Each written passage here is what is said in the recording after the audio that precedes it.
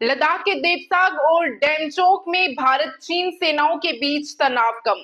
आज पूरी तरह से पीछे हटेंगी सेनाएं। नमस्कार, आप देख रहे हैं नेट व्यू न्यूज 24/7। मैं हूं आपके साथ सुकृति सलाथिया। लद्दाख के देवसाग और डेमचोक में भारत और चीन की सेनाओं के बीच आज पूरी तरह से पीछे हटने की प्रक्रिया पूरी होने जा रही है। ये कदम दोनों देशों के बीच अप्रैल 2020 में शुरू हुई सीमा विवाद के समाधान की दिशा में एक महत्वपूर्ण पहल है। सूत्रों के अनुसार दोनों देशों के सैनिकों ने इन क्षेत्रों में गश्त करने वाले अपने स्थायी गश्ती बिंदुओं तक पहुंचने में लंबे समय तक बाधाओं का सामना किया था, लेकिन अब इन बाधाओं को हटाया जा चुका है और क्षेत्र में गश्त की प्रक्रिया शुरू होने वाली है।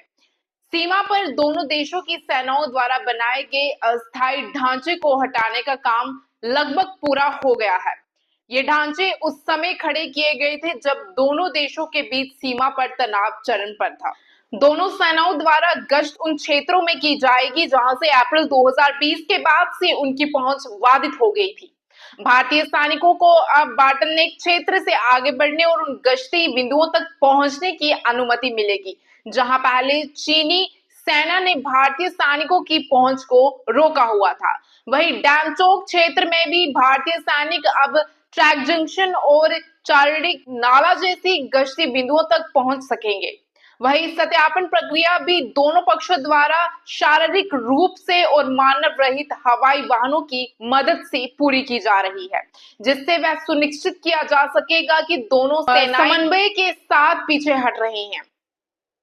इसके अलावा सैनिकों की वापसी के बाद भी गश्त करने के लिए छोटी छोटी टुकड़ियां तैनात रहेंगी। दोनों पक्ष सुनिश्चित करने के लिए पहले से ही सूचना साझा करेंगे ताकि किसी भी प्रकार की टकराव की स्थिति उत्पन्न ना हो। हालांकि तनाव के बाद लद्दाख में बड़ी संख्या में भारतीय सैनिकों को तैनात किया गया था और अभी तक इन्हें वापस बुलाने की कोई योजना नहीं है।